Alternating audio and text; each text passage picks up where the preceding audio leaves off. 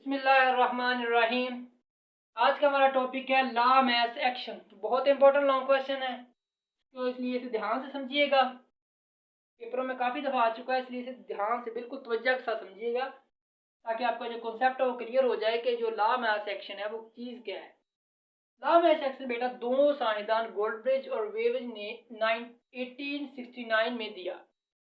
ठीक है, दो साइंसदान थे बेटा जिन्होंने 1869 में ये लॉ पेश किया। इस लॉ के मुताबिक जो rate of eight which substance react, कि बेटा वो रेट जिसके साथ कोई एक सबस्टांस रिएक्ट करे वो डायरेक्टली प्रोपोर्शनल होता है उसके मैसेज के of its two active masses. Directly proportional का बेटा मतलब होता है कि जब एक चीज बढ़े उसके बढ़ने से दूसरी चीज भी बढ़े तो दोनों चीजें एक दूसरे के क्या है, डायरेक्टली प्रोपोर्शनल है। इसका मतलब है कि जब किसी सबस्टांस का रेट इंक्रीज होगा तो उसका एक्टिव मास भी इंक्रीज होगा। ठीक है, कि जब किसी भी सबस्टांस का जो रिएक्ट करने का रेट है वो बढ़ेगा तो उसका जो मास है वो भी बढ़ेगा। And the rate of chemical reaction is directly proportional to the product of the active masses of the reacting substance. कि जो chemical rate of chemical reaction बेटा जो रेट किसी भी केमिकल रिएक्शन का जो रेट है वो डायरेक्टली प्रोपोर्शनल है उसके प्रोडक्ट के। इसका मतलब है कि किसी भी अगर केमिकल का रेट बढ़ेगा तो उसका प्रोडक्ट है वो भी बढ़ेगा, डायरेक्टली प्रोपोर्शनल एक दूसरे के ये। ठीक है, यहाँ तक समझ आ गई है। इसकी जो स्टेट है वो क्या कह रही है कि किसी भी अगर सबस्टेंस का रिएक्ट करने का रेट बढ़े या कम हो डायरेक्टली प्रोपोर्शनल है इसके मास के। अगर किसी सबस्टेंस का रेट बढ़े तो इसका एक्टिव मास भी बढ़ेगा। अगर किसी भी सबस्टेंस का जो रेट है वो कम हो तो उसका जो मास है वो भी कम होगा। And rate of chemical reaction, और केमिकल रिएक्शन का रेट है वो डायरेक्टली प्रोपोर्शनल है टू द प्रोडक्ट के जो एक्टिव मैसेज के रिएक्टिंग सबस्टेंस के एक्टिव मैसेज मिलने से जो प्रोडक्ट बना है वो भी डायरेक्टली प्रोपोर्शनल है chemical rate of chemical reaction की। कि जब रेट ऑफ केमिकल रिएक्शन बढ़ेगा तो प्रोडक्ट भी हमारे पास बढ़ेगा क्योंकि डायरेक्टली प्रोपोर्शनल का बेटा मतलब ही ये होता है कि जब एक चीज बढ़े तो उसके साथ दूसरी चीज भी बढ़े, अगर एक चीज कम हो तो उसके साथ दूसरी चीज भी कम हो।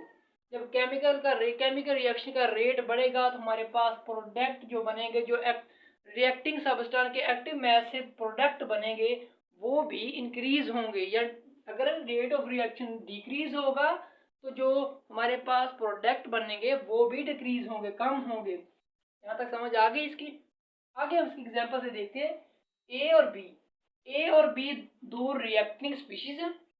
इन दोनों ने रिएक्ट किया आपस में तो हमारे पास जो प्रोडक्ट बना वो C+D बन गया।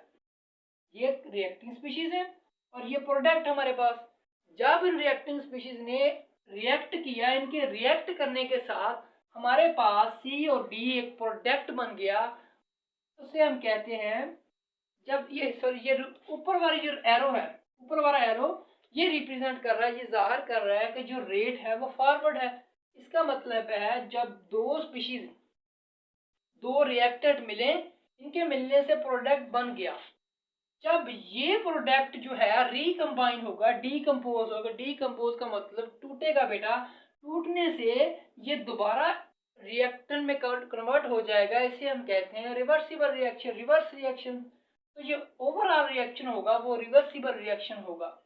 रिवर्सिबल रिएक्शन का बेटा हमें पता है ना कि वो रिएक्शन जब दो रिएक्टेंट मिल के प्रोडक्ट बनाएं और वो प्रोडक्ट दोबारा डिकम्पोज होकर रिएक्टेंट बना दे तो उसे हम कहते हैं कि रिवर्सिबल रिएक्शन है।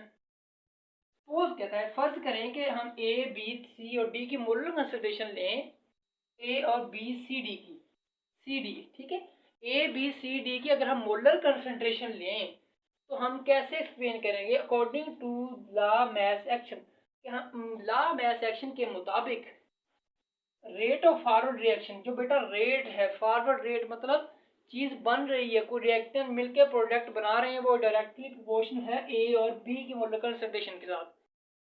ठीक है, हम प्रोपोर्शनैलिटी साइन को खत्म करने के लिए बेटा के एफ का यूज करेंगे। के एफ का मतलब है प्रोपोर्शनैलिटी कांस्टेंट। ये कांस्टेंट के हम इस्तेमाल करेंगे प्रोपोर्शनैलिटी साइन को खत्म करने के लिए। ठीक है, दूसरे में देखेंगे rate of reverse reaction. Rate of reverse reaction का मतलब बेटा जो रिएक्टेंट जो प्रोडक्ट हमारे पास ये बना है, ये जो प्रोडक्ट बना है वह ये दोबारा रिएक्टेंट में कन्वर्ट हो गया, तो ये रिवर्स रिएक्शन हुआ। Rate of reverse reaction directly proportional to C और डी की मोलर कंसंट्रेशन। हम इसके प्रोपोर्शनैलिटी साइन को ख़त्म करने के लिए हम के आर का इस्तेमाल करेंगे। के आर बेटा प्रोपोर्शनैलिटी कांस्टेंट है, ये साइन को ख़त्म कर देगा, इसकी जगह के आर पुट हो जाएगा। आगे बेटा equilibrium at equilibrium state. Equilibrium state में बेटा हमने कल पढ़ा था कि जो रेट है, रेट ऑफ फॉरवर्ड रिएक्शन किसी भी चीज़ का बनना, रेट ऑफ रिवर्स रिएक्शन किसी भी चीज़ का डिकम्पोज होना, जब वो बराबर हो जाए तो हम कहते हैं कि जो सबस्टान है वो इक्विलिब्रियम में चला गया। इक्विलिब्रियम का मतलब है बेटा दोनों चीज़ें स्टेबल हो गई हैं, स्टेबल दोनों चीज़ें एक दूसरे के बराबर हो गई हैं। तो देखिए हमारे पास के F rate of forward reaction ज़ाहिर कर रहा है के एफ के साथ ए और बी की मोलर कंसंट्रेशन, और रेट ऑफ रिवर्स रिएक्शन है बेटा के आर सी डी की मोलर कंसंट्रेशन। यहाँ पे देखिए हमने सिर्फ कुछ नहीं किया, जो जे के आर है यहाँ पे इसके साथ मल्टीप्लाई हो रहा था, हम इसके बटे में ले गए, इसे हम डिवाइड कर दिया। ये देखिए ये ए भी है यहाँ पे इसके साथ के एफ के साथ मल्टीप्लाई हो रहा है, तो इसे हम इसके बटे में ले गए। ठीक है, जो के एफ है हमारे पास के आर बन जाएगा, और सी डी की मोलर कंसंट्रेशन बटा हमारे पास आ जाएगी ए बी की मोलर कंसंट्रेशन, ए और बी की मोलर कंसंट्रेशन। यहाँ तक क्लियर हो गया। आगे देखिए बेटा जो ये है, ये हमारे पास दोनों ही प्रोपोर्शनैलिटी कांस्टेंट है, ये दोनों के एफ ओवर के आर प्रोपोर्शनैलिटी कांस्टेंट है, इसलिए हम इस प्रोपोर्शनैलिटी कांस्टेंट को हम इक्विलिब्रियम कांस्टेंट के बराबर कर देते हैं। इक्विलिब्रियम कांस्टेंट का साइन होता है वो होता है के सी। इक्विलिब्रियम कांस्टेंट को के सी के साथ रिप्रेजेंट किया जाता है।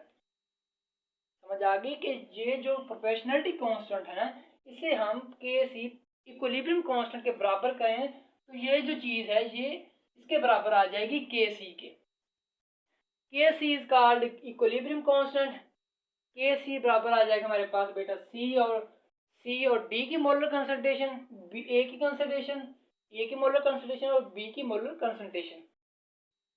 ये जो लॉ है वो रिप्रेजेंट कर रहा है कि जो सबस्टान का मैस है वो डायरेक्टली रेट, किसी भी सबस्टान के जो रेट है वो डायरेक्टली प्रोपोर्शनल है इसके मैस के, और जो रेट ऑफ केमिकल रिएक्शन है वो डायरेक्टली प्रोपोर्शनल है प्रोडक्ट के।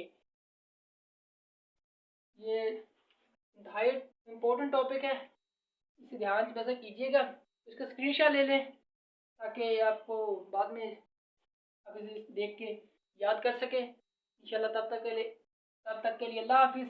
नेक्स्ट लेक्चर में मुलाकात होती है।